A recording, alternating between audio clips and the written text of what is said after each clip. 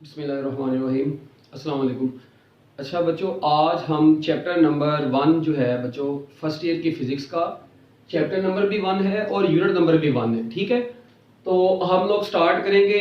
ठीक है, टाइम को ज़ाया किए बगैर ठीक है हम लोग स्टार्ट करते हैं। पहले तो आप सबको बल्कि थोड़ा सा वेलकम कर देते हैं कि आप लोग मतलब हमारे इस नए सेशन के अंदर आप लोगों ने एडमिशन लिया है। ठीक है, तो मैं उम्मीद करता हूँ कि आप लोग इंशाल्लाह पूरे सेशन में बड़े अच्छे तरीके से अपनी काफ़ी चीज़ों को सीखेंगे और उनको जो है ना मतलब अच्छे तरीके से स्टडी भी करेंगे। ठीक है, तो बाकी अल्लाह ताला आप लोगों को कामयाब करे जी। तो हम अपना टाइम ज़ाया किए बगैर स्टार्ट करते हैं। सबसे पहला टॉपिक जो है ना हमारा वो है फिजिकल क्वांटिटीज का। फिजिकल क्वांटिटीज क्या होती है आज तो मतलब बस मैं आप लोगों को इसका थोड़ा सा बताता हूँ। आप लोगों ने यूएचएस का जो सिलेबस है ना बच्चों वो डाउनलोड कर लेना है। ठीक है, वो पीडीएफ फॉर्म में आप लोगों के पास होगा, शेड्यूल में आप लोगों को दे दूंगा। आप लोग उस शेड्यूल के मुताबिक आपके टेस्ट भी होंगे, उनकी डिस्कशन भी होगी। मतलब आपको एमसीक्यूज के सारे आंसर मुकम्मल तौर पर विद सॉल्यूशन सेंड कर दूंगा। बाकी आप लोग व्हाट्सएप ग्रुप में ऐड हैं। आपको किसी भी किस्म की कोई प्रॉब्लम हो आप लोग वॉइस मैसेज वगैरह में मुझे सेंड करें, मैं आप लोगों को उसका आंसर भी जो है इंशाल्लाह मुकम्मल तौर पे सेंड करूंगा। इसके अलावा कोई एमसीक्यू जो आपको मुश्किल लगे, ठीक है, पहली बात इंशाल्लाह लेक्चर आप लोग लेंगे, उसके बाद आप लोगों के लिए कोई मुश्किल चीज रहेगी नहीं, मगर अगर फिर भी रहे तो आप लोग वो जरूर मेरे से डिस्कस करें। ठीक है बच्चों, तो स्टार्ट करते हैं।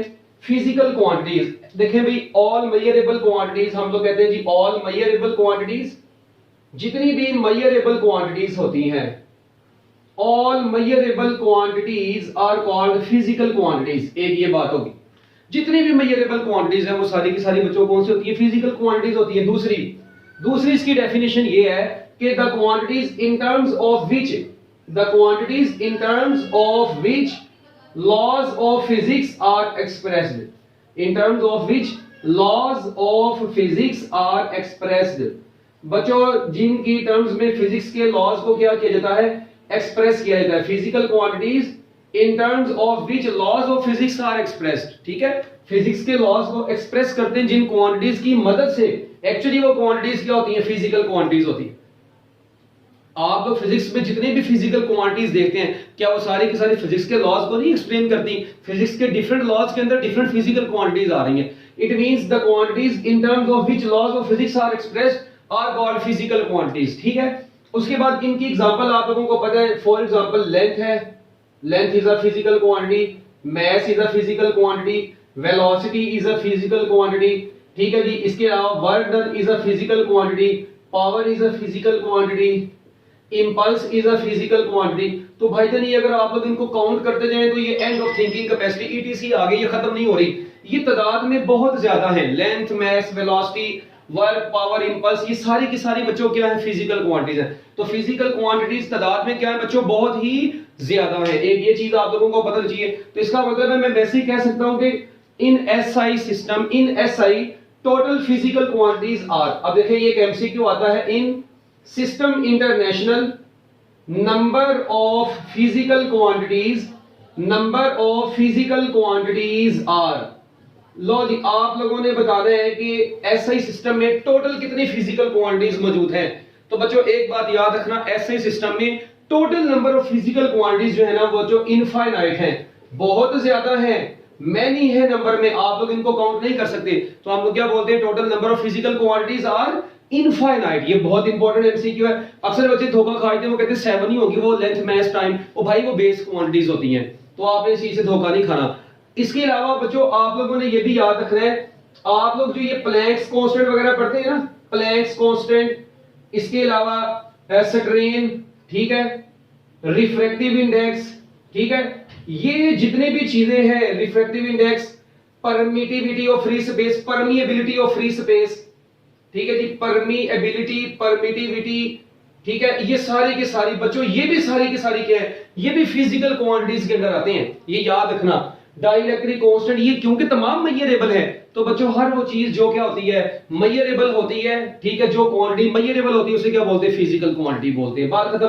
तो प्लैंक्स कांस्टेंट है, ग्रेविटेशनल कांस्टेंट है, रिफ्रैक्टिव इंडेक्स है, वीन्स कांस्टेंट है, परमिटिविटी है, परमिएबिलिटी है, डाइलेक्ट्रिक कांस्टेंट है, मैग्निफिकेशन है, पावर फैक्टर है। ये जितनी की जितनी जितनी भी चीजें आप लोग फिजिक्स में क्वांटिटीज पढ़ते आ रहे हैं, ये तमाम की तमाम फिजिकल क्वांटिटीज हैं। हाँ, वो क्वांटिटीज जिनको आप लोग मेजर नहीं कर सकते वो नॉन फिजिकल है, और वो हम लोग फिजिक्स में पढ़ते भी नहीं। जिस तरह लव, मैं कहता हूँ यार मुझे एक बंदे से 10 किलो प्यार है, कभी सुनाओ 10 किलो प्यार हो भाई, कभी मेजर किया लव को? कभी देखा हो एक बंदा 20 किलो गुस्से में, कभी सुनाओ? ओ भाई ये मेजर नहीं की जा सकती है। लव हो गया, अग्रेशन हो गई, ठीक है, एक बंदा कितना अग्रेसिव है आप लोग नहीं उसको बता सकते, उसको मेजर नहीं कर सकते। एक बंदा कितना परेशान है आप लोग उसकी परेशानी मेजर नहीं कर सकते। क्या ख्याल है? तो वो चीजें जो मेजर नहीं कर सकते वो नॉन फिजिकल और वो फिजिक्स में यूज नहीं होती। जितनी भी क्वांटिटीज आप लोग फिजिक्स में पढ़ते हैं वो तमाम की तमाम मेजरेबल और वो सारी की सारी फिजिकल है।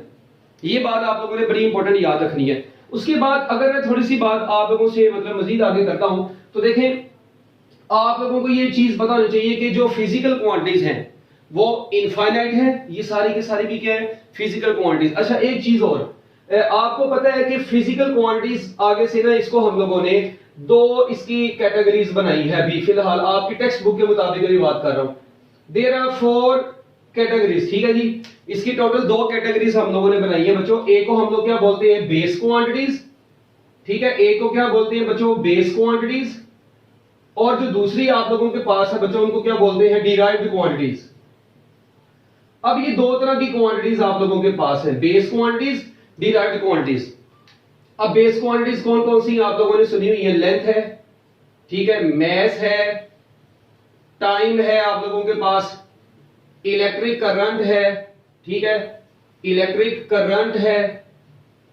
इसके अलावा आप लोगों के पास टेम्परेचर है, फिर इंटेंसिटी ऑफ लाइट है, ठीक है, इंटेंसिटी ऑफ लाइट है। और उसके बाद बच्चों क्या आती है? Amount of substance, amount of substance. अब ये जितनी भी आप लोग पढ़ते हैं मतलब ये क्वांटिटीज, ये सारी की सारी बच्चों कौन सी हैं? बेस क्वांटिटीज हैं, ठीक है। सो total number of base quantities physics में कितनी है? 7 है। तो बेस क्वांटिटीज कितनी है? 7 है। कौन कौन सी? Length, mass, time, length, mass, time, electric current, temperature, intensity of light, amount of substance. तो ये बच्चों टोटल 7 बेस क्वांटिटीज हैं आपके पास, ठीक है। तो फिजिक्स में टोटल बेस क्वांटिटीज कितनी होगी? 7।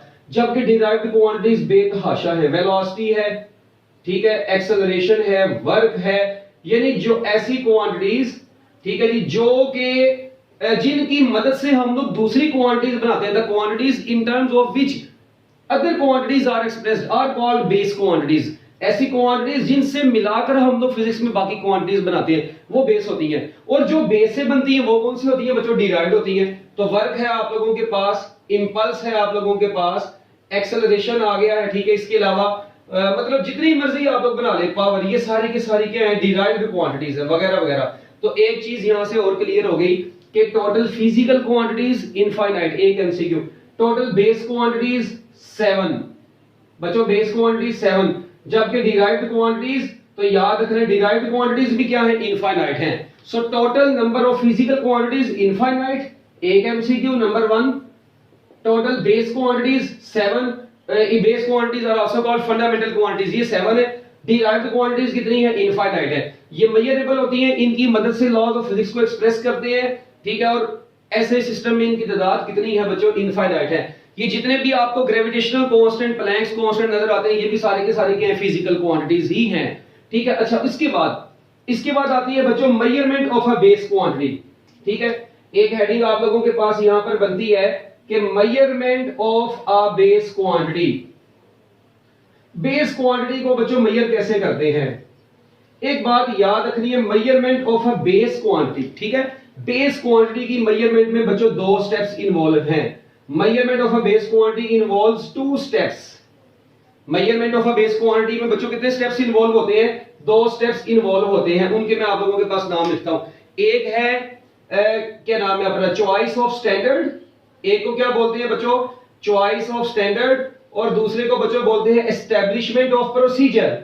Establishment of procedure. देखें, एस्टेब्लिशमेंट ऑफ प्रोसीजर, आप लोगों ने क्या काम करना होता है? सबसे पहले आप लोगों ने चॉइस ऑफ स्टैंडर्ड से मुराद है आप लोगों ने यूनिट चूज करना है। देखें, मैं कहता हूं यार मैंने लेंथ मेजर करनी है, एक छोटी सी बात है, मुझे बताओ किसी ऑब्जेक्ट की लेंथ मेजर करनी है। सबसे पहले आपके दिमाग में सवाल आएगा मीटर में, सेंटीमीटर में, किलोमीटर में। वो जो आपके दिमाग में जो यूनिट आता है ना वो बेसिकली स्टैंडर्ड है। Standard of a physical quantity is called its units. किसी भी फिजिकल क्वांटिटी के स्टैंडर्ड को एक्चुअली उसका यूनिट बोलते हैं। तो चॉइस ऑफ स्टैंडर्ड से मुराद क्या है बच्चों? चॉइस ऑफ स्टैंडर्ड से मुराद है यूनिट। उसके बाद एस्टेब्लिशमेंट ऑफ प्रोसीजर से मुराद क्या कि आप लोगों ने उसका प्रोसीजर एस्टेब्लिश करना है। देखें, अगर आप लोगों ने सेंटीमीटर में लेंथ मेजर करनी है उसका प्रोसीजर हो रहा है, मिलीमीटर में लेंथ मेजर करनी है उसका प्रोसीजर हो रहा है, ठीक है, माइक्रोमीटर में लेंथ मेजर करनी है उसका प्रोसीजर हो रहा है। तो डिफरेंट प्रोसीजर होते हैं, ठीक है। तो चॉइस ऑफ स्टैंडर्ड और उसके बाद एस्टेब्लिशमेंट ऑफ प्रोसीजर, ये दो चीजें हैं बेस क्वांटिटी की मेजरमेंट के लिए। उसके बाद ये जो स्टैंडर्ड होता है ना, इनमें से एक स्टैंडर्ड हम लोग बोलते हैं बच्चों, स्टैंडर्ड जो होता है ना, आइडियल स्टैंडर्ड भी एक होता है। अब जो आइडियल स्टैंडर्ड होता है ना, ये क्या होता है? ऐसा स्टैंडर्ड बच्चों जो क्या होता है? इनवेरिएबल होता है। ऐसा स्टैंडर्ड जो बच्चों क्या हो? इनवेरिएबल हो, ठीक है जी, इनवेरिएबल। यानी आइडियल स्टैंडर्ड उसको बोलेंगे जिसमें हर बंदा अपनी मर्जी से चेंजिंग ना कर सके। और दूसरा उसकी कैरेक्टरिस्टिक है एक्सेसिबल हो, ठीक है। दूसरा क्या है कि ये क्या होना चाहिए? एक्सेसिबल होना चाहिए। तो आइडियल स्टैंडर्ड जो होता है बच्चों, ये दो तरह का होता है, इनवेरिएबल होता है और एक्सेसिबल होता है। ऐसा स्टैंडर्ड जो क्या होता है बच्चों, आइडियल स्टैंडर्ड कौन सा होता है? जो इनवेरिएबल हो और एक्सेसिबल हो, जिसको इजीली एक्सेस किया जा सके और उसके अंदर चेंजिंग्स ना कर सके, ठीक है। देखिए, जिस लेंथ का जो स्टैंडर्ड हमने बनाया है मीटर है, अब हर बंदा इसको अपनी मर्जी चेंज नहीं कर सकता और मीटर और आपको बड़ी आसानी से बाजार से मिल भी जाता है, ठीक है।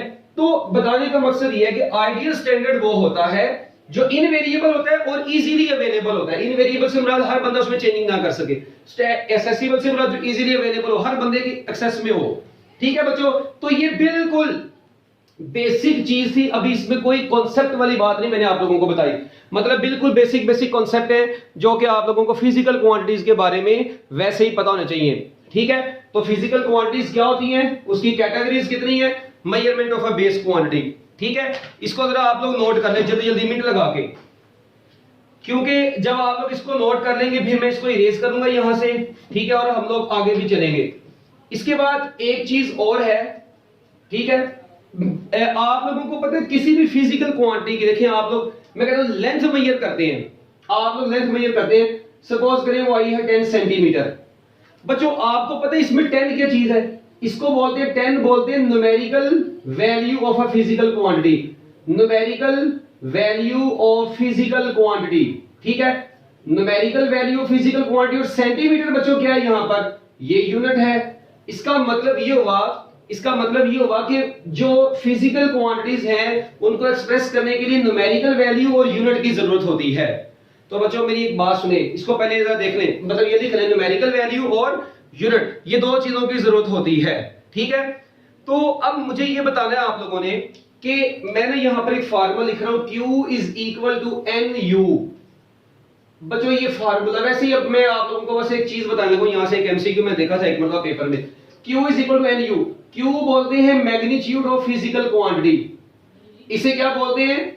मैग्नीट्यूड ऑफ फिजिकल क्वांटिटी, ठीक है। N को क्या बोलते हैं बच्चों? N को बोलते हैं numerical value of physical quantity, इसको बोलते हैं P.Q, बस लिख रहा हूं फिजिकल क्वांटिटी शॉर्ट फॉर्म में। और U को बोलते हैं साइज ऑफ यूनिट, U को क्या बोलते हैं बच्चों? Size of unit. अब ये जो मैंने Q is equal to NU लिखा है ना, एक्चुअली Q क्या चीज है? मतलब वो फिजिकल क्वांटिटी जिसको आपने मेजर किया है उसकी ओवरऑल मैग्नीट्यूड होगी। Magnitude of physical quantity is equal to product of its numerical value and size of the unit. इसको जरा नोट करें, numerical value of physical quantity and size of the unit is equal to magnitude of physical quantity. अब देखिए for example मेरी बात सुनिए ना, मैं आपको कहता हूं यार मैंने मेजर की है लेंथ किसी भी ऑब्जेक्ट की, सपोज करें वो लेंथ है ये 1 मीटर। अब एक बात सुनना, ये 1 मीटर तो आई, ठीक है, 1 क्या है? Numerical value of physical quantity है, मीटर क्या साइज ऑफ द यूनिट है, और L क्या चीज है? ओवरऑल उसकी मैग्नीट्यूड है फिजिकल क्वांटिटी की। एक तो ये बात डन होगी। अब एक बात सुनिए, क्या मैं इसी को ऐसे लिख सकता हूं 1 मीटर को 100 सेंटीमीटर? मुझे अब एक बात बताएं, क्या आप लोग गौर करें ये लेंथ उतनी की उतनी ही, यानी 1 मीटर हो या 100 सेंटीमीटर हो, बात तो एक ही है, मगर एक चीज में यहां पर मसला है, यहां पर था 1 और यहां पे आया 100, यानी ये 100 बन गया कब? जब ये मीटर क्या बन गया? सेंटीमीटर बन गया। एक बड़ी इंटरेस्टिंग चीज बताने लगो, इधर से ये मीटर सेंटीमीटर में कन्वर्ट हुआ, ये 100 बन गया। मुझे बताएं 1 बड़ा या 100? 100 बड़ा है, एक तो बात। मीटर बड़ा है, ये सेंटीमीटर, मीटर बड़ा है, सेंटीमीटर छोटा है। इट मींस जब न्यूमेरिकल वैल्यू बढ़ गई, इधर आप लोग गौर करें, numerical value of physical quantity जब बढ़ती है तो उसके साथ यूनिट उतना ही छोटा आ जाएगा।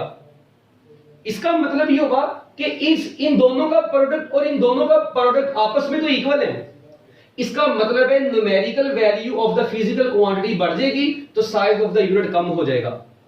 तो दोनों का प्रोडक्ट क्या रहता है? कांस्टेंट रहता है। It means magnitude of physical quantity constant रहती है। फर्क क्या पड़ता है? देखिए 1 metre is equal to 100 centimetre, 100 बन गया और मीटर सेंटीमीटर में कन्वर्ट हुआ है। इट मींस सेंटीमीटर छोटा यूनिट है। तो आप लोग देखें ये मीटर जब सेंटीमीटर बन गया तो 100 बन गया।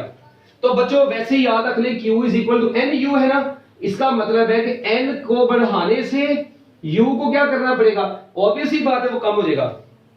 ओ भाई ऐसे ही है ना, 1 metre is equal to 100 centimetre. इसी तरह आप लोग 10 मीटर कर लें, ठीक है, तो वो कितना आ जाएगा? 1000 सेंटीमीटर आ जाएगा। मतलब बताने का मतलब ये है कि आप लोगों ने अगर न्यूमेरिकल वैल्यू को बढ़ाना है तो साइज ऑफ द यूनिट उतना ही कम होगा। अगर ये कम होगी तो ये बढ़ जाएगा।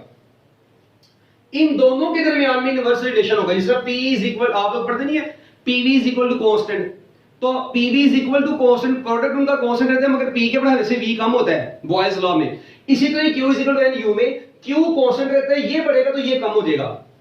तो अब मैंने एक मरतबा MCQ देखा था, वो आया था magnitude of physical quantity does not change with the change in system of units.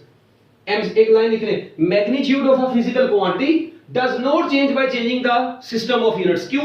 क्योंकि जब आप लोग इन सिस्टम ऑफ यूनिट्स को चेंज करेंगे तो उसके साथ वाली न्यूमेरिकल वैल्यू ऑटोमेटिकली चेंज हो जाएगी। हाँ, अगर आप लोग इसको कांस्टेंट रख के इसको चेंज करेंगे वो एक अलग केस है, मगर हम लोग तो ऐसे ही पढ़ेंगे। देखो ना ये मीटर सेंटीमीटर में कन्वर्ट होगा तो साथ ही ये 1 भी 100 में कन्वर्ट होगा ताकि दोनों का प्रोडक्ट क्या रहे? कांस्टेंट रहे। So magnitude of a physical quantity does not depend upon the size of the unit. It does not depend upon the numerical value of the physical quantity. It depends upon the product of these two quantities, these two things. इन दोनों चीजों के product के ऊपर depend करती है इसकी magnitude. अकेले एक के ऊपर डिपेंड नहीं कर रही और ये इनके ऊपर डिपेंड नहीं कर रही, ये इसके ऊपर डिपेंड नहीं कर रही, दोनों आपस में बस एक दूसरे के ऊपर डिपेंड कर रही है और दोनों के दरमियान में इनवर्स रिलेशन है। ये मतलब आप देखिए, हालांकि ये आपकी बुक की चीज है, बुक से बाहर तो नहीं है कुछ भी, कि न्यूमेरिकल वैल्यू है, यूनिट है, मैग्नीट्यूड है फिजिकल क्वांटिटी की, और आप लोग पढ़ते हैं length is equal to 10 centimetre, velocity is equal to 2 metre per second. अब सीधी सी बात है, वी आपने 2 मीटर पर सेकंड वेलोसिटी निकाली, इसको सेंटीमीटर में कन्वर्ट करें कितनी बनेगी? 200 सेंटीमीटर पर सेकंड। अब मुझे ये बताओ, ये 2 जो है किस में कन्वर्ट हो गया? 200 में। इधर से ये मीटर पर सेकंड किस में कन्वर्ट हो गया? सेंटीमीटर पर सेकंड में। तो आप लोग देखिए ये वाली वैल्यू बढ़ गई है, ये सिस्टम ऑफ यूनिट्स कम हो गया है। ये छोटा यूनिट है, ये बड़ा यूनिट है metre. It means size of the unit कम हो गया तो न्यूमेरिकल मैग्नीट्यूड बढ़ गई है। इसी तरह मैं कहता हूं 1 सेंटीमीटर किसके बराबर होगा? आपको पता है 10⁻² मीटर। अब देखिए यहां पर 1 था, 1 क्या बन गया? 10⁻², 1 वो छोटा हो गया है तो ये सेंटीमीटर मीटर में कन्वर्ट हो गया, तो सेंटीमीटर छोटा है, मीटर बड़ा है। इट मींस ये वाली वैल्यू कम हो गई तो ये क्या हो गया? बढ़ गया। दोनों का प्रोडक्ट एक दूसरे के इक्वल ही है। सो this is the concept of magnitude of a physical quantity. तो बच्चों ये थी छोटी सी बात फिजिकल क्वांटिटी के हवाले से, ठीक है, जो कि मेरा हक बनता था आप लोगों को बताना, ठीक है। अब इसके बाद हम लोग आगे चलेंगे। नेक्स्ट आप लोग बच्चों हेडिंग बनाएंगे फिजिकल क्वांटिटी के ना, उसके बाद आगे आते हैं बच्चों यूनिट्स, अपना क्या नाम है, इंटरनेशनल सिस्टम ऑफ यूनिट्स, ठीक है। अब वो पढ़ेंगे एसआई सिस्टम, सिस्टम इंटरनेशनल, ये क्या चीज है? इंटरनेशनल सिस्टम ऑफ यूनिट्स में हम लोगों ने जो कॉन्सेप्ट सीखने हैं वो मैं आप लोगों को भी बताऊंगा। एक बात आप लोगों ने जरा अपने दिमाग में रखनी है कि जितनी भी चीजें आप लोगों को बता रहा हूं ये आप लोगों, ये सारे के सारे एमसीक्यूज ही हैं एक्चुअली, ठीक है ना।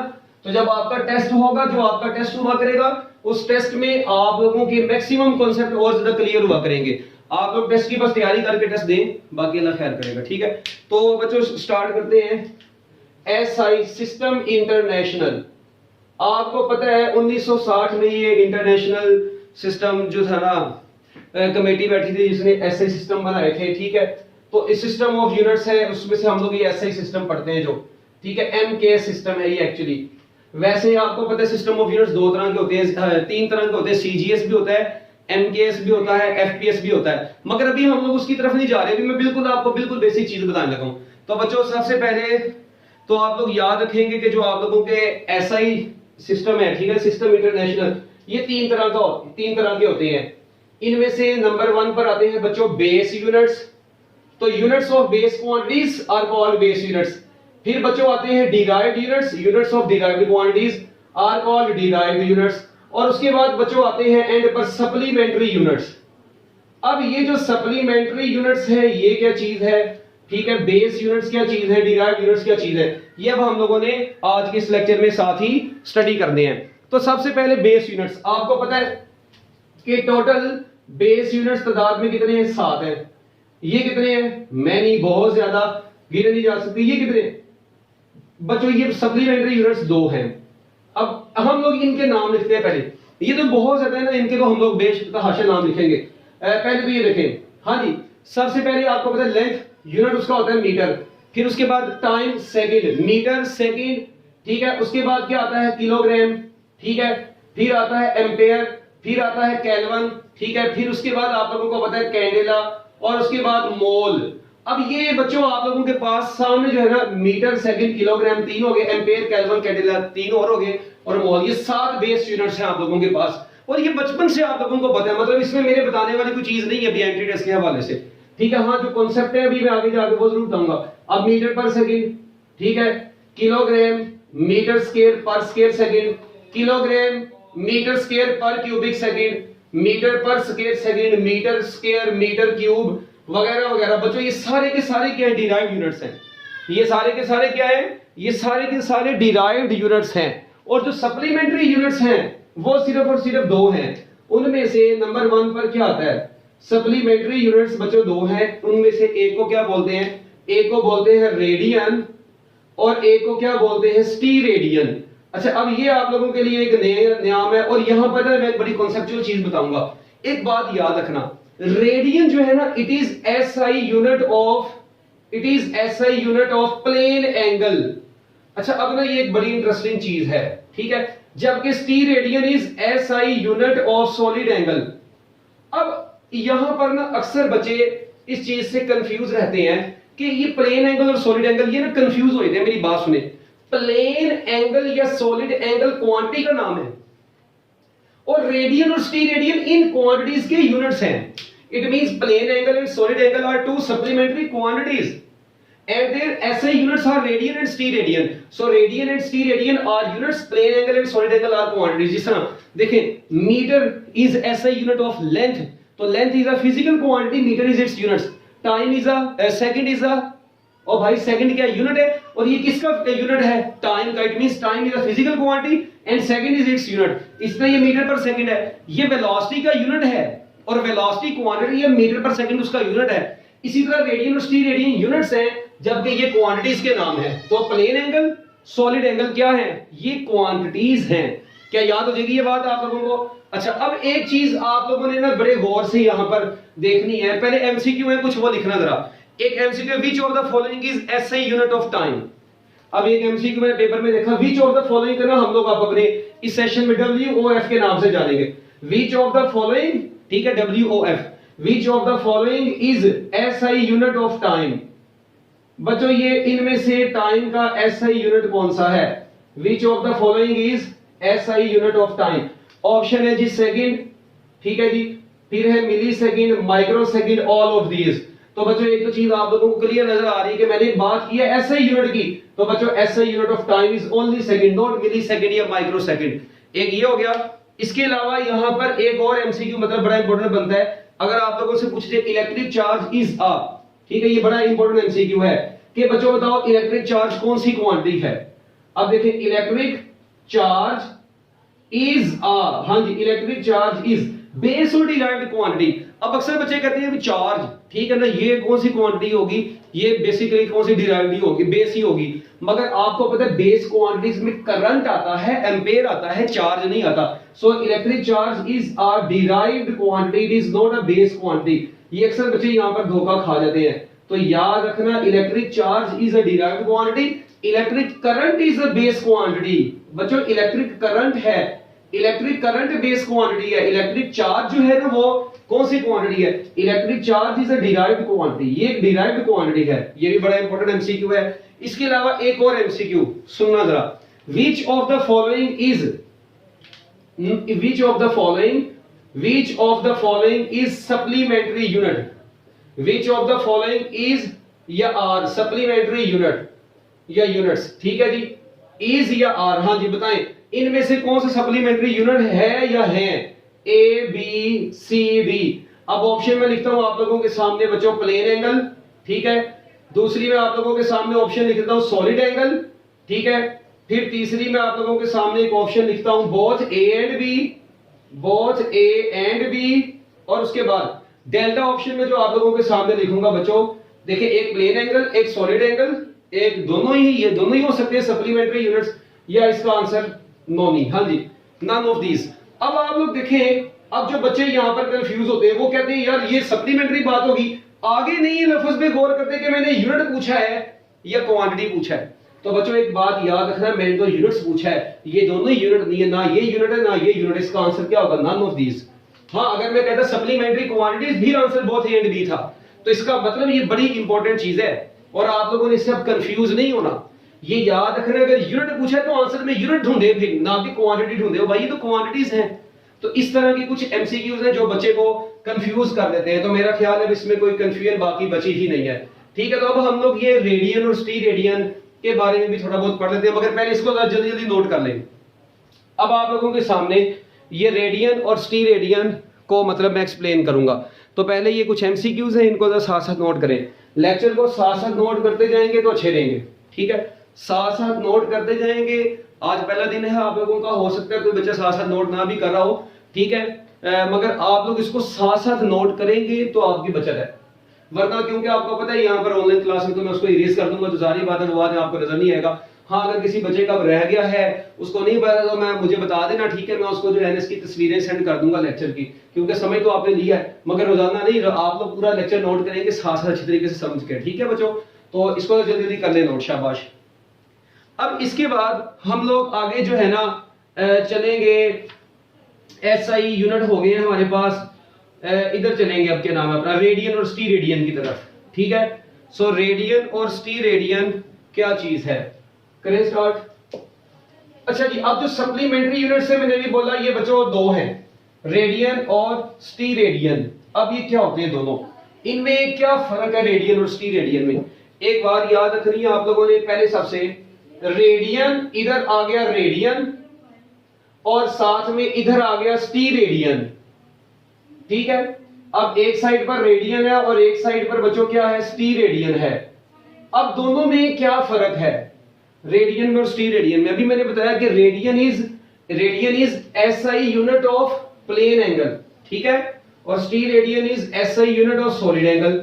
एक तो ये चीज पता चल गई, तो ये यूनिट्स के नाम है, ना के किसके नाम है, क्वांटिटीज के, ठीक है। सो रेडियन एसआई यूनिट है किसका, प्लेन एंगल का, स्टीरेडियन किसका एसआई यूनिट है, सॉलिड एंगल का। उसके बाद दूसरी बात आपको पता होना चाहिए कि ये 2 डायमेंशनल एंगल है, जबकि ये कितने डायमेंशनल एंगल है, 3 डायमेंशनल एंगल है, ठीक है। ये किसमें 2 डायमेंशनल है, ये 3 डायमेंशनल है। ये बनता है सर्कल में ज्यादातर बच्चों, ये ज्यादातर किसमें बनता है, सर्कुलर ऑब्जेक्ट्स में बनता है, जबकि बच्चों ये किसमें बनता है, ये बनता है स्फेरिकल ऑब्जेक्ट्स में, ये स्फीयर में बनता है। दूसरी चीज, उसके बाद तीसरे नंबर पर जो यहां पर बात आती है वो क्या है, आप लोग देखेंगे ये 2 डायमेंशनल है, ये 3 डायमेंशनल, ये सर्कल ये स्फीयर, और ये बनता है, ये इसको हम लोग बोलते हैं प्लेन में, ये प्लेन में बनता है, और बच्चों ये किसमें बनता है, स्पेस में बनता है, ठीक हो गया।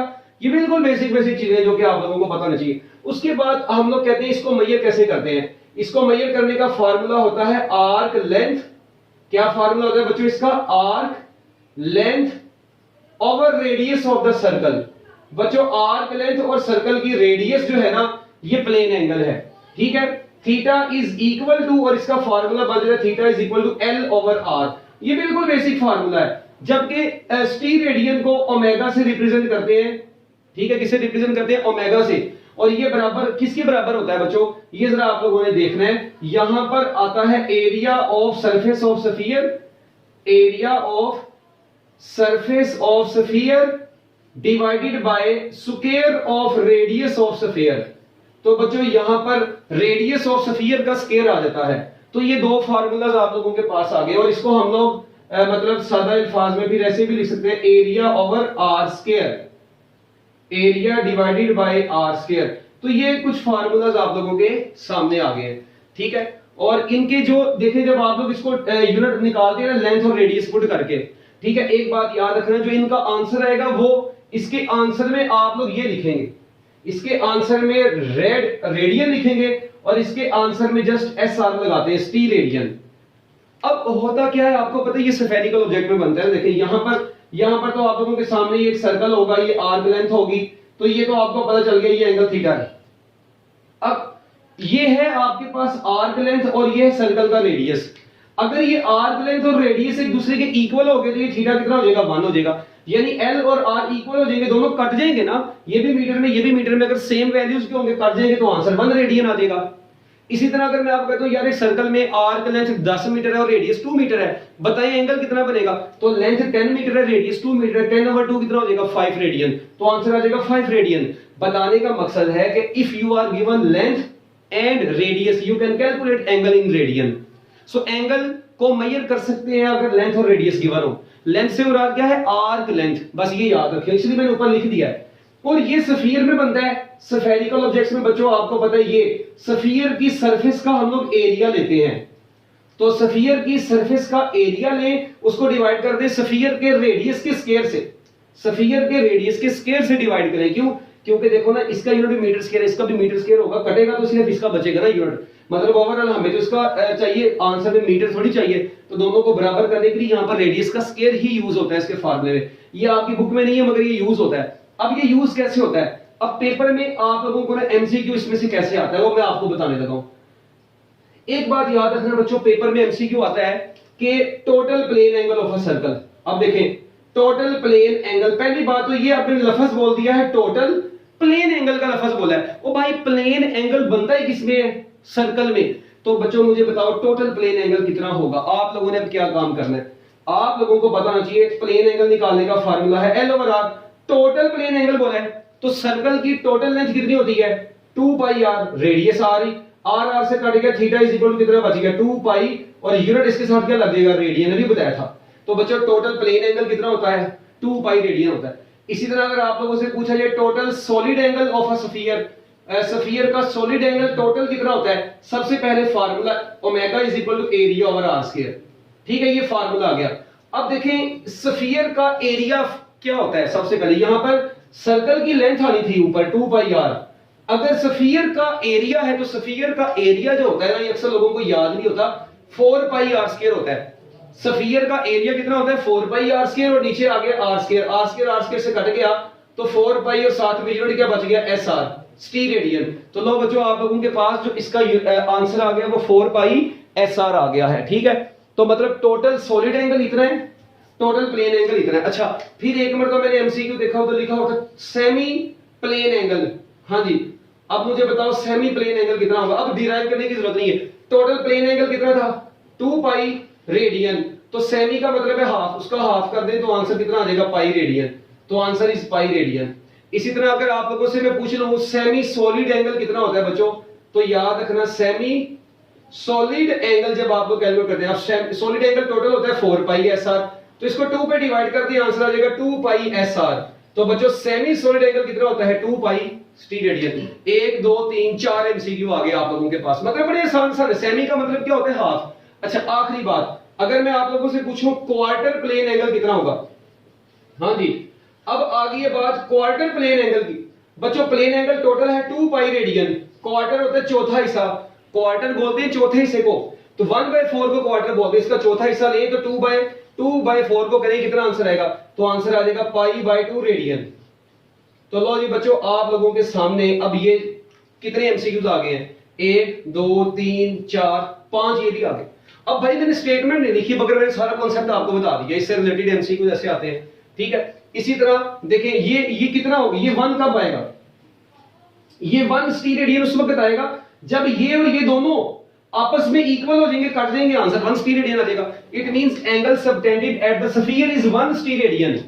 ये एंगल 1 टी रेडियन कब होगा, जब इसकी सरफेस का एरिया इसके स्क्वायर ऑफ रेडियस के बराबर हो जाएगा, ठीक है। तो फिर आंसर इसका कितना आ जाएगा, 1 टी रेडियन आ जाएगा।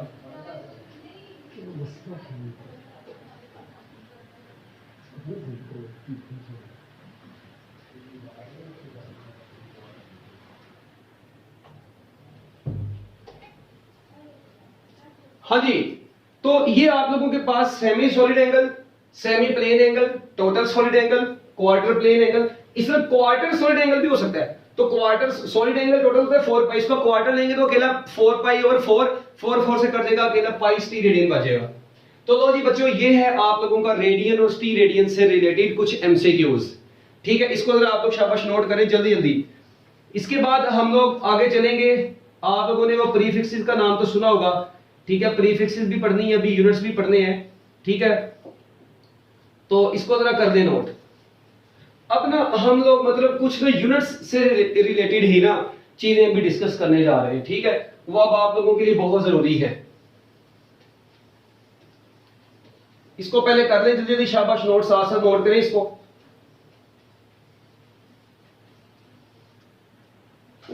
अच्छा जी,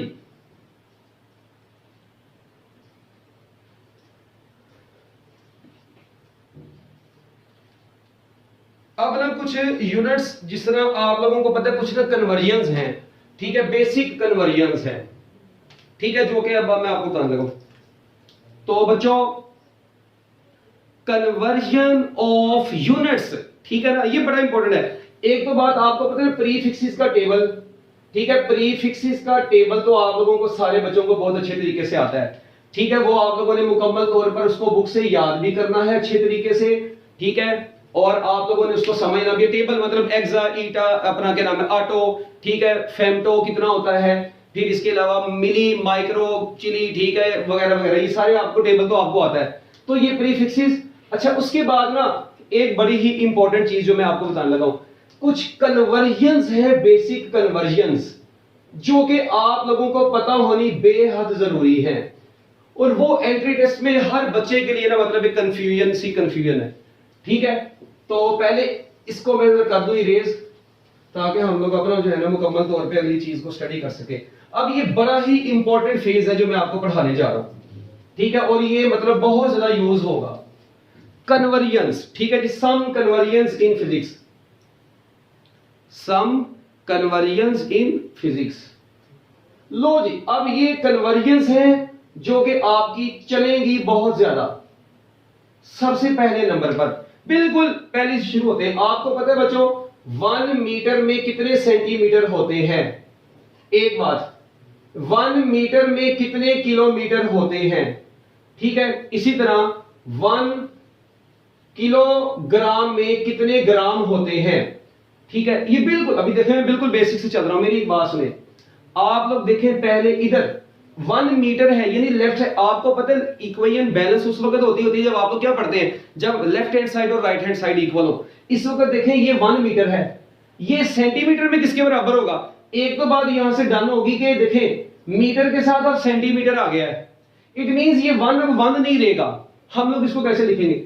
देखें हमने ये 1 मीटर है, हम चाहते हैं ये भी 1 मीटर बन जाए, सेंटी खत्म करना है। सेंटी को खत्म करने के लिए इसके साथ इसका उल्टी लगाना पड़ेगा, फिर ही खत्म होगा।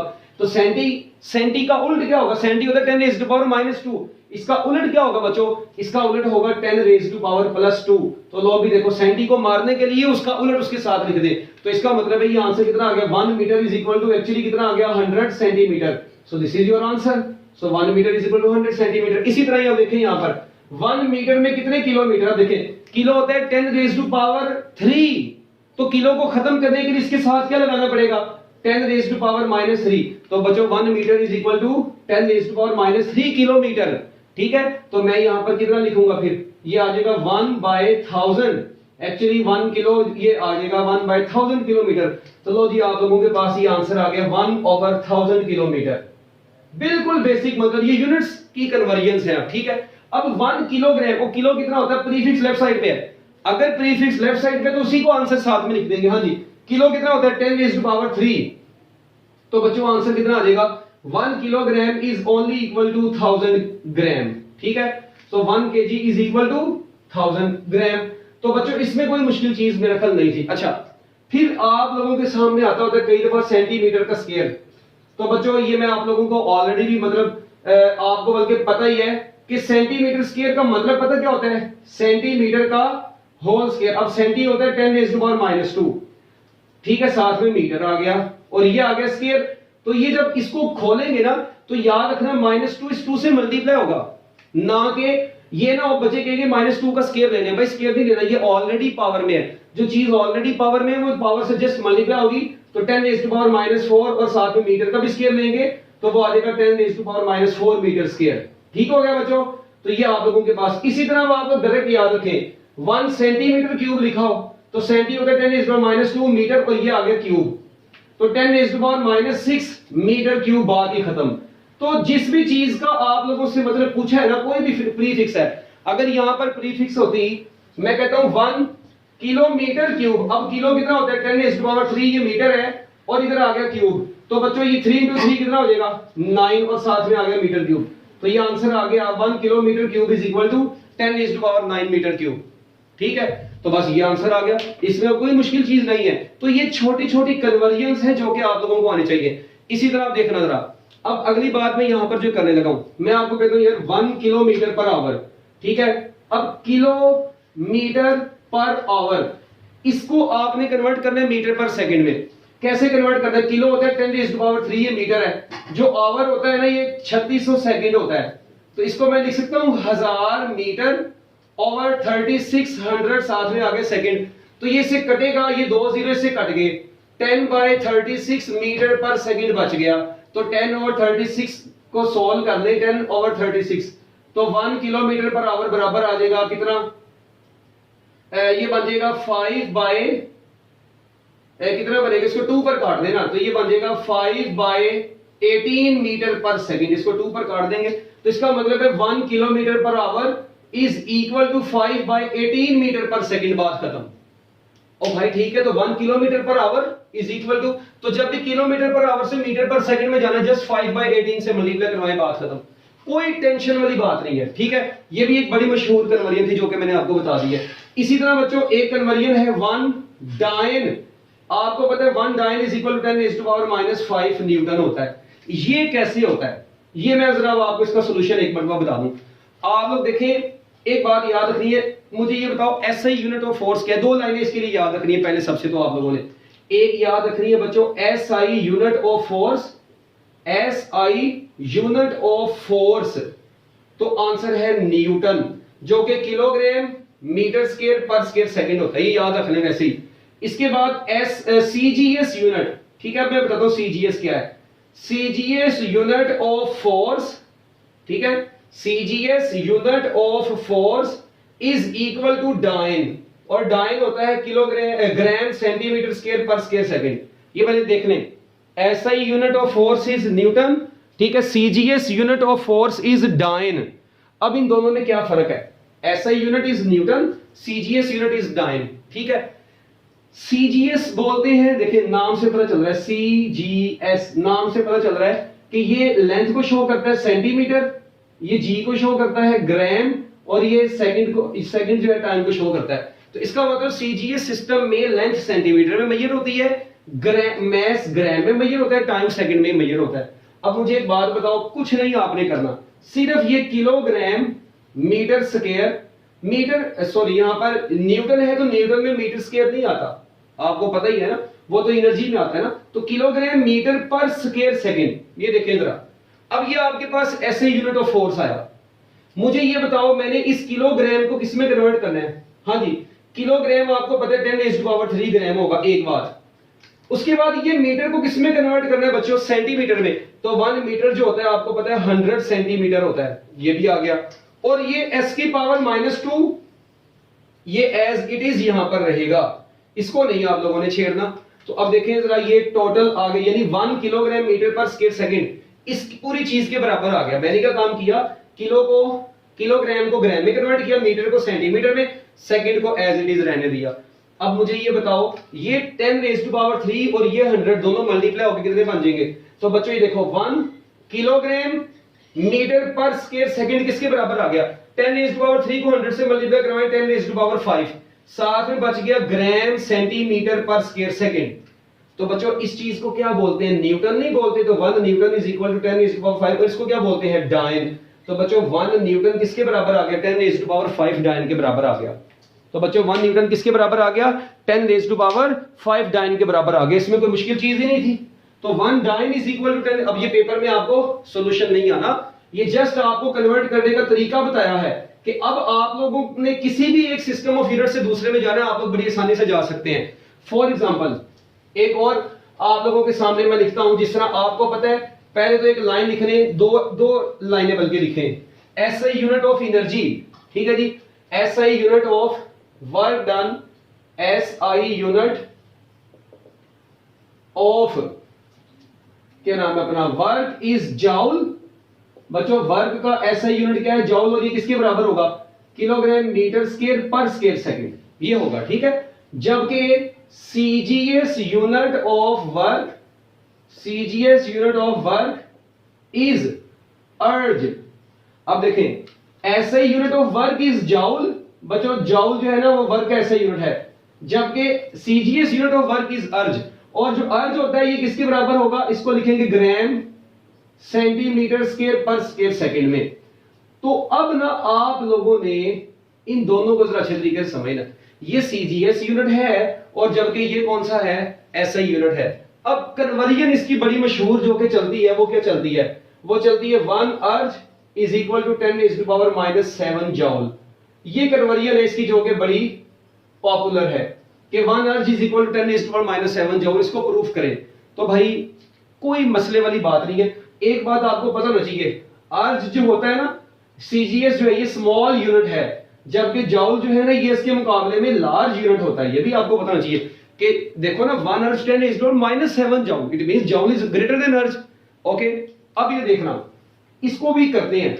मुझे एक छोटी सी बात बताओ, जॉल किसके बराबर है, किलोग्राम मीटर स्क्वायर पर स्क्वायर सेकंड। बस कोई परेशानी वाली बात नहीं, किलोग्राम से हाँ जी किस में जाना है, ये क्या बन जाएगा 10 टू पावर 3 ग्राम नंबर 1। फिर उसके बाद मीटर स्क्वायर से, यानी ये तो आ गया, इस पूरी चीज की जगह पर किलोग्राम को ओपन कर दिया, ये आ गया।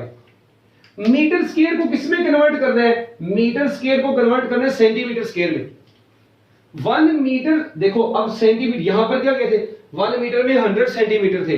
बच्चों यहां से 1 मीटर, अगर 1 मीटर में 100 सेंटीमीटर थे, मगर 1 मीटर स्क्वायर में कितने होंगे, तो 100 का स्क्वायर और साथ में आएगा सेंटीमीटर का स्क्वायर, यानी मैं इसको डायरेक्टली लिख दूंगा 10 टू पावर 4 सेंटीमीटर का स्क्वायर।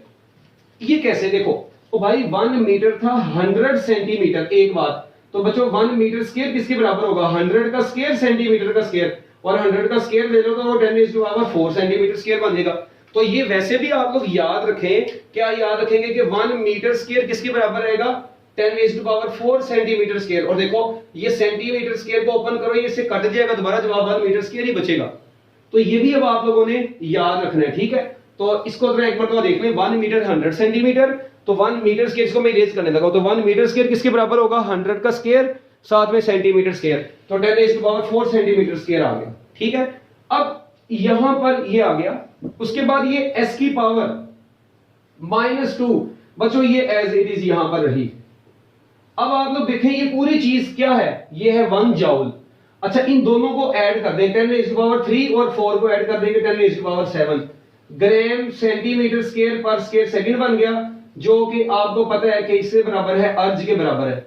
तो 1 जॉल किसके बराबर आ गया बच्चों, 1 जॉल आ गया 10 टू पावर 7 अर्ज। तो मुझे बताओ 1 अर्ज किसके बराबर होगा, 10 टू पावर -7 जॉल। पेपर में कन्वर्जन नहीं आनी, हाँ मगर एक सिस्टम ऑफ यूनिट से, आप देखें आपको पता है ये एमकेएस था, मीटर किलोग्राम सेकंड, ये एमकेएस है। एमकेएस से सीजीएस में गए हैं हम लोग, इसमें भी हम लोग एमकेएस से किस में गए थे, सीजीएस में गए थे। तो बच्चों ये कन्वर्जन है एमकेएस से सीजीएस में जाने की। एमकेएस से मुराद क्या है, सीजीएस में बता दिया सेंटीमीटर ग्राम सेकंड, एमकेएस क्या है, मीटर किलोग्राम सेकंड, ठीक हो गया। तो ये एमकेएस और सीजीएस वगैरह का आप लोगों को पता होना चाहिए। तो ये था जी आप लोगों का आज का छोटा सा मतलब एक लेक्चर, जिसके अंदर हम लोगों ने ये सारी चीजें पढ़ी हैं।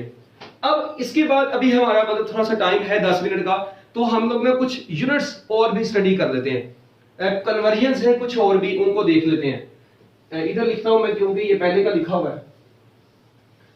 अच्छा अब जिस तरह आप लोगों ने अभी तो सीजीएस से अर्ज में मतलब उसमें गए, सीजीएस से एमकेएस में, अगर मैं अब आप लोगों को वैसे ही एक चीज कहता हूं जी, मुझे बताओ 70 डाइन, अब इसको कन्वर्ट करना है 70 डाइन पर सेंटीमीटर को, ये कौन सा यूनिट है? आप देखिए ये ओवरऑल है सीजीएस। आप लोगों ने इसको किसमें कन्वर्ट करना है बच्चों? आप लोगों ने इसको पूरे को मीटर किलोग्राम सेकंड की फॉर्म में कन्वर्ट करना है, एमकेएस में कन्वर्ट करना है, ठीक है? ऐसे। अब मेरी बात सुनो, कोई मसले वाली बात नहीं है। 70 को भी इधर ही रहने दो। डाइन कितना होता है? डाइन होता है बच्चों 1 dyne is equal to 10⁻⁻5 newton. ये आ गया ना एसआई सिस्टम। एमकेएस किसको बोलते हैं बच्चों? SI system. तो आप लोग न्यूटन को ना भी ओपन करिए, वो खैर है, क्योंकि आपको पता है न्यूटन है, ये सही यूनिट है। तो ये देखिए ये आ गया। और सेंटीमीटर कितना होता है? सेंटीमीटर होता है 10⁻², मीटर। क्यों भैया? सही है। तो लो जी, अब सारी कहानी खत्म होगी बस। अब ये आपका एसआई सिस्टम आ गया है, यानी एमकेएस। आप लोग सीजीएस से एमकेएस में आ गए। अब क्या काम करना है? ये न्यूटन पर मीटर वैसे ही देगा, ये 10⁻² पर जाके +2 हो जाएगा। 70 इंटू 10⁻5 +2 -3 न्यूटन पर मीटर। तो इसको अब इसको सोल्व कर ले तो 7 इंटू 10⁻2 न्यूटन पर मीटर आपके पास आ गया। कितना टाइम लगा? कोई टाइम नहीं लगा। तो ये छोटी सी एक कन्वर्जन है। अब मतलब डाइन से आप लोगों ने न्यूटन पर सेकंड में जाना है। इसी तरह मैं आपको कहता हूं यार, मेरे पास ना, आपको पता है जो क्या नाम है अपना, पावर का फार्मूला होता है ना, वो वर्क ओवर टाइम होता है। ऐसे ही है ना। अब अगर मैं आप लोगों को कह दूं यार कि ना मेरे पास, अब आप लोगों ने क्या काम करना है? आप लोगों ने 60 अर्ज पर सेकंड को किस में कन्वर्ट करना है? जॉल में कन्वर्ट करना है बस। तो मुझे बताओ कोई इसमें क्या मुश्किल है? ठीक है, 60 अर्ज पर सेकंड को जॉल पर सेकंड में कन्वर्ट करो। तो भाई ये 60 यहीं पे रहा। अर्ज कितना होता है? 10⁻⁻7 जॉल। नीचे आया सेकंड, तो ये बन जाएगा 60 जब 10⁻⁻7 से मल्टीप्लाई होगा 6 इंटू 10⁻6 जॉल पर सेकंड आ गया आपका answer. So these are the basic conversions. ठीक है बच्चों, तो ये कुछ कन्वर्जन्स हैं जो कि आप लोगों को बहुत अच्छे तरीके से आनी चाहिए। 6 इंटू 10⁻6 जॉल पर सेकंड। ठीक है, इसी तरह ये इसमें कन्वर्ट हो गया। तो मेरा ख्याल है इसमें कोई मुश्किल चीज नहीं है। अब कुछ कन्वर्जन्स है, ठीक है, वो जरा आप लोग मतलब लिख रहे हैं। 1 HP, ठीक है, ये कन्वर्जन है। 1 HP आपको पता है ये 746 वाट होता है। इसके अलावा आप लोग कन्वर्जन पढ़ते हैं 1 kilowatt hour is equal to 3.6 mega joule. ठीक है, ये भी आप लोगों के पास एक कन्वर्जन है। इसके बाद आप लोग पढ़ते हैं 1 electron volt is equal to 1.6 into 10⁻⁻19 joule. ठीक है, 1 electron volt is equal to 1.6 into 10⁻⁻19 joule. ठीक है, इसके अलावा 1 अर्ज अभी मैं ऊपर बता दिया कितनी है, 10⁻⁻7 जॉल। ठीक है, ये बिल्कुल बेसिक कन्वर्जन है। तो भाई लिखा जाए 10⁻⁻7 जॉल। इसी तरह 1 डाइन किसके बराबर है? 1 dyne is equal to 10⁻⁵ newton. ठीक है, और इसके बाद एक और कन्वर्जन है बड़ी मशहूर, 1 वाट इज इक्वल टू, बल्कि 1 वाट नहीं, क्योंकि वो तो आपको पता है जॉल पर सेकंड ही होती है। एक और है जी, 1 अर्ज हो गया 1 HP, 1 किलोमीटर पर आवर। अभी ऊपर बताई थी 1 kilometre per hour is equal to 5/18 metre per second. तो ये कुछ कन्वर्जन्स हैं जो कि बच्चों आप लोगों को आनी चाहिए। ठीक है, और 1 जॉल किसके बराबर होता है? 1 joule is equal to 6.25 into 10⁻18 electron volt. इसका उल्टा ले रहे हैं उधर, तो ये भी आ जाएगी। 7 कन्वर्जन्स और आप लोगों के सामने आ गई है। तो ये है जी कुछ बेसिक कन्वर्जन्स जो कि आप लोगों को बहुत ही अच्छे तरीके से आनी चाहिए। ठीक है, अब इसी तरह ना हम लोग कल जो है ना बच्चों, इसी का कल नहीं बल्कि अभी भी 5 मिनट है मेरा ख्याल। टाइम हमारा जो पूरा 1 घंटे का टाइम है बच्चों, उसको हम लोग वेस्ट नहीं करेंगे। ठीक है, अच्छे तरीके से हम लोगों ने चीजों को स्टडी करना है। तो ये मैंने आपको बोला है 7 दिन को नोट करें। मेरे ख्याल कर ही दी होंगी वैसे भी। ठीक है, अच्छा, अब एक चीज मुझे ये बताओ, अब मैं डिफरेंट यूनिट्स आप लोगों से पूछूंगा। कोई भी मैं आप लोगों को कहता हूं, देखो एक ना बात याद रखना, आप लोगों को पता है अगर मैं लिखता हूं if x is equal to, ये बड़ी इंपॉर्टेंट चीज बता लगा, x is equal to at plus bt square. ठीक है जी, units of a and b, units of a and b are what? हाँ जी, देखिए बच्चों, ये जो मैं आपको टिप बताने जा रहा हूं ना इस वक्त, अब ये बहुत ही ज्यादा इंपॉर्टेंट टिप है। आप लोग गौर करें, मैंने इधर लिखा है x is equal to AT plus BT square, और इसमें मैंने आपसे A और B के यूनिट पूछे हैं। बच्चे कहते हैं सर A और B के कौन से कोई यूनिट होंगे, ये कैसा मजाक हो गया।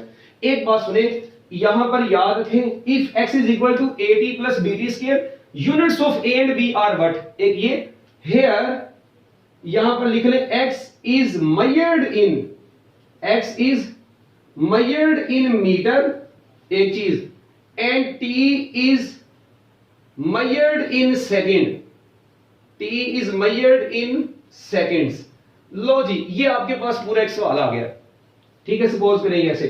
अब मेरी बात सुने, और ऑप्शंस मैं भी नहीं लिख रहा, मैं आपको कॉन्सेप्ट बताने लगा हूं, कि बल्कि लिख ही दूं ऑप्शन भी, कई लोगों को दोहरा पड़ जाना, A B C D, मैं ऑप्शन भी लिख देता हूं। जो पहली ऑप्शन है ना बच्चों, वो है मीटर स्क्वायर, दूसरी है metre per second, metre per square second, तीसरी है metre second square, metre per second, metre second की पावर -3।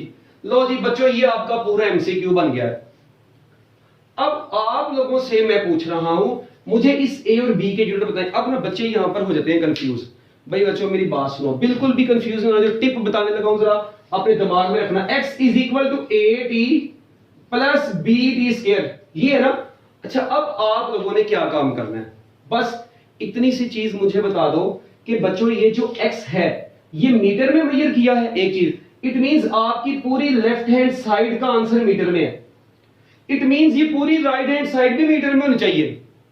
और आपको पता है जो दो चीजें ऐड हो रही हैं, ये जो दो चीजें ऐड हो रही हैं, मुझे बताओ दो चीजों की एडिशन कब होती है, चलो बताओ, जब वो दोनों सेम होती है। एडिशन उस वक्त पॉसिबल है, दो सेम चीजों की एडिशन ही पॉसिबल है, तो ये दो सेम फिजिकल क्वांटिटीज होंगी तो इनकी एडिशन होगी। इट मींस अगर x मीटर है, इट मींस ये भी पूरा क्या होगा मीटर, ये भी पूरा क्या होगा मीटर, ये भी पूरे को मीटर होना चाहिए, ये भी पूरे को मीटर होना चाहिए, ताकि ये ऐड हो और आंसर भी आपका क्या है, मीटर ही आए। तो ये एक जज करने का तरीका बता रहा हूं, ये आपको मैं इसकी टिप बता रहा हूं, ठीक है ना। ये पेपर में ऐसे सॉल्यूशन नहीं इसका करते, जस्ट आप लोगों ने अंडरस्टैंड अब इसको करना है, आपको इसकी अंडरस्टैंडिंग का मैं वे बता रहा हूं। अब देखें, इट मींस ये AT पूरे का पूरा क्या है, मीटर है, ये BT स्क्वायर पूरे का पूरा क्या है, मीटर। तो क्या मैं इधर वैसे ही ना लिख दूं फिर कि AT पूरे का पूरा मीटर है, एक काम, और BT का स्क्वायर भी क्या है, मीटर। तो चलो यहां से T, मुझे बताओ A कितना आएगा, A आ जाएगा मीटर ओवर T। अब T टाइम है, और ऊपर सवाल में मैंने बोल दिया T is measured in seconds, तो मैंने T की जगह पर सेकंड लिख दिया, तो ये A कितना आ गया, मीटर पर सेकंड। कितना टाइम लगा, कोई टाइम नहीं लगा। अब B किसके बराबर आ जाएगा, ये मीटर इधर ही, और नीचे आएगा T का स्क्वायर यानी सेकंड का स्क्वायर, तो ये ऊपर जाएगा तो ms की पावर -2 बन गया। तो बच्चों आप लोगों के पास आंसर कितना आ गया, metre per second, metre per square second, ये। तो बच्चों ये है आपका फाइनल आंसर इस एमसीक्यू का। कितना टाइम लगेगा इसको, तो जब भी आप लोगों के सामने, अब देखें एक काम और, आप लोग इधर पुट करें, A की जगह पर मीटर पर सेकंड पुट करेंगे तो मीटर पर सेकंड का सेकंड और इस टाइम का सेकंड कैंसिल हो जाएगा, आंसर मीटर ही आएगा। इसी तरह इसका आंसर मीटर है, तो B का यूनिट क्या है, मीटर पर स्क्वायर सेकंड, इधर मीटर पर स्क्वायर सेकंड होगा तो इसका सेकंड स्क्वायर उससे कट जाएगा, जवाब मीटर में ही आएगा। तो इट मींस हमारे यूनिट्स, हम यूनिट्स को भी, ऑप्शन को भी पुट करके चेक कर सकते हैं। और ये डेरिवेशन करने की जरूरत नहीं है, जो एंटीटेस्ट के बच्चे होते हैं वो अपने दिमाग में कैलकुलेशन करते हैं, दिमाग में कैसे, ओ भाई अंडरस्टूड है, ए के साथ क्या ऐसा है कि आंसर मीटर आ जाए, ये सेकंड है, सेकंड को खत्म करने के लिए पर सेकंड आना चाहिए, पर सेकंड आया और साथ में ए क्या होना चाहिए, मीटर होना चाहिए, क्योंकि x मीटर है, बात खत्म, मीटर पर सेकंड। ओ भाई without any calculation, without using your pen, you can calculate the answer if you have mind, ठीक है। अगर आप लोगों के पास दिमाग है तो आप लोग अपने दिमाग के साथ इसको कर सकते हैं। चलो अब इसी तरह आप लोग एक वंडर वॉल इक्वेशन पढ़ते आ रहे हैं, ठीक है ना, वंडरफुल इक्वेशन जिसको हम लोग पढ़ते हैं, ठीक है। हाँ जी, वंडर वॉल से इक्वेशन, आखिरी एमसीक्यू आज के दिन का बस। हाँ जी, जो वंडर वॉल इक्वेशन बच्चों आप लोग पढ़ते हैं ना, क्या पढ़ते हैं इसके बारे में मुझे बताइए जरा। आप लोगों ने पढ़ा हुआ है P plus A over V square, उसके बाद V minus V is equal to constant. चलो इसको लिखो जरा, वंडर वॉल इक्वेशन जो आप लोग पढ़ते हैं बच्चों, इसको जरा लिख लें, P plus A over V square, v minus B is equal to constant, और इस कॉन्स्टेंट की जगह पर आरटी भी लिख सकते हैं, परेशान नहीं होना। ये दिस इज द इक्वेशन, ये आपके पास इक्वेशन है। आप लोगों ने क्या काम करना है, आप लोगों ने इस इक्वेशन में क्या बताना है, units of A and B, बस ये आप लोगों ने बच्चों कैलकुलेट करने हैं, मतलब कैलकुलेट करने बताने हैं। ऑप्शन लिख देता हूं ए बी सी डी। पहली ऑप्शन लिख लें सेंटीमीटर की power 4 centimetre cube, alpha option ये लिख लें आप लोग, ठीक है, सॉरी सेंटीमीटर कह रहा हूं, इसको लिखें न्यूटन मीटर की पावर 4, और इधर लिख लें आप लोग मीटर की पावर 3। एक ऑप्शन ये बन जाती है आपके पास, ठीक है। और दूसरी ऑप्शन मतलब जो सी मर्जी बना रही है, न्यूटन मीटर की पावर -4, फिर न्यूटन मीटर की पावर -4 मीटर की पावर -3, ठीक है। एक ऑप्शन बना ले न्यूटन मीटर की पावर 6, ठीक है, ए का यूनिट आ गया, और बी का यूनिट बना ले मीटर की पावर 4। चलो जी, अब मुझे बताओ क्या आंसर बनेगा। ये आपके पास एमसीक्यू है, वंडरवॉल इक्वेशन है आपके पास, बताएं इनमें unit of A and B क्या होगा। अब कई लोग यहाँ पर राग लगाते हैं, इनको समझ नहीं आती क्या होगा। ओ भाई कोई खुदा का खौफ खाओ, देखो आप लोग देखो ए किस में आ रहा है, ये जो ए आ रहा है इसमें आ रहा है, ये ए किस में ऐड हो रहा है, बस मुझे इतना बताना बच्चों। ये ए ओवर वी स्क्वायर ऐड हो रहा है पी में, इधर देखना जरा, ए ओवर वी स्क्वायर किस में ऐड हो रहा है, पी में। प्रेशर का यूनिट क्या होता है, न्यूटन, बोलो न्यूटन मीटर। ओ भाई ऐसे ही होता है, प्रेशर का यूनिट क्या होता है, न्यूटन मीटर स्क्वायर। तो चलो मुझे ये बताओ ए का यूनिट क्या होगा। हाँ जी, प्रेशर का यूनिट होता है force over area newton metre per square. ये देखो ना यार, प्रेशर का यूनिट होता है newton per square metre. It means as unit of P is Newton per square meter, it is understood A over V square will also be Newton per square meter. Then they are going to be add. ओ भाई ये add उस वक्त होंगे जब ये दो same physical quantities होंगे। It means जो यूनिट इसका है वही यूनिट इस पूरी चीज का होगा। तो लो बच्चों यहां से एक चीज फाइनली मेरे सामने ये आई कि A over V square भी कितना होगा, बोलो A over V square भी न्यूटन मीटर स्क्वायर होगा, Newton per square metre, sorry. तो अब मुझे बताओ ए अकेला किसके बराबर आएगा, ये न्यूटन पर स्क्वायर मीटर इधर ही रहा। अच्छा, अब वॉल्यूम क्या होता है, बोलो वॉल्यूम होता है मीटर क्यूब। तो मीटर क्यूब और बाहर वॉल्यूम का तो स्क्वायर है, क्योंकि ये तो इधर आके मल्टीप्लाई हो गया। ये पूरी चीज बच्चों इधर आके क्या हो जानी है, मल्टीप्लाई होनी है। तो मीटर क्यूब की पावर 2, तो बच्चों ये a is equal to m की पावर -2 मीटर की पावर 6। तो बच्चों ये आंसर आ जाएगा न्यूटन मीटर की पावर 4। तो लो बच्चों ए का जो यूनिट आया है वो न्यूटन मीटर की पावर 4 आ गया। क्या मुश्किल है। अब देखो आप लोग डायरेक्ट मेरी बात सुनो, विदाउट एनी कैलकुलेशन ना आप लोग ए आंसर लगा सकते हो, क्योंकि बाकी किसी ऑप्शन में ये आंसर नहीं है। तो ये भी एक ट्रिक होता है दिमाग में, आप लोगों ने इसको कैसे करना है, आपका दिमाग कितना चल रहा है। लो जी एक बात, उसके बाद आगे रोड़ा बच गया इसका। मुझे बताओ v का वॉल्यूम का यूनिट क्या होगा, मीटर क्यूब। तो बच्चों इस b का यूनिट भी क्या होगा, मीटर क्यूब होगा, तो दोनों एक दूसरे से माइनस होंगे। तो b का तो यूनिट जस्ट मीटर क्यूब आ गया, तो आपके पास आंसर आ गया न्यूटन मीटर की पावर 4 मीटर क्यूब। लो जी बच्चों ये थी आप लोगों की कुछ बेसिक चीजें, ठीक है, यूनिट्स के हवाले से। ठीक है, तो मैं उम्मीद करता हूं कि आप लोगों को ये वाला लेक्चर जो है ना वो अच्छी तरीके से समझ आ गया होगा। इंशाल्लाह अब नेक्स्ट लेक्चर में मुलाकात होगी अगर जिंदगी रही। ठीक है, best of luck, Allah Hafiz.